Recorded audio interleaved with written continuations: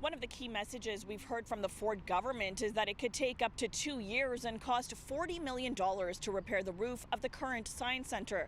We're now learning that moving the Science Center to a temporary location could cost more and take even longer to open. Relocating the center is also just totally bonkers. It's going to be way more expensive. The estimated price tag, $72 million to move the Science Center to a temporary home, almost double what it would have cost to repair the roof of the original building.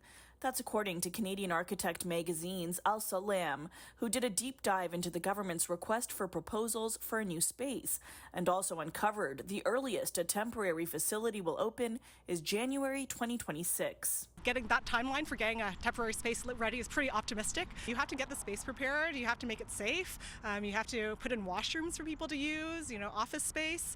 All of these things take time. It's not like a pop-up at a farmer's market where you can kind of pop up your tent and put some things on the table. The abrupt closure of the beloved tourist attraction almost 2 weeks ago has sparked outrage, but the government has maintained keeping it open is a health and safety concern, pointing to a report that the roof is at risk of collapsing under snow this winter. School children often are there and participating. We have to make sure that that facility is safe. Numerous architects, including the designers of the original Science Center, have disputed claims that the building isn't safe, concluding only 5% of the roof is affected and can safely be repaired while keeping the center open. They replaced the roof of the Toronto Eaton Centre without closing that for a day. There's many ways to do this that are standard practice. The temporary space is also expected to be significantly smaller. The government is looking for 50,000 to 100,000 square feet of commercial or retail space. That's just a fifth to a tenth of the size of the original building behind me. They're also looking to lease that temporary space for 4 to 8 years, despite the permanent home for the Science Centre at Ontario Place set to open in 2028.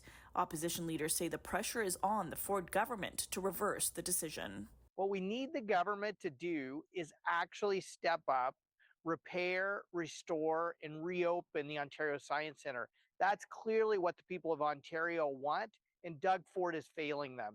A spokesperson for the Minister of Infrastructure tells us the roof is not the only item in imminent need of repair at the facility, and adds the full capital investment to address outdated infrastructure and equipment would be at least $478 million.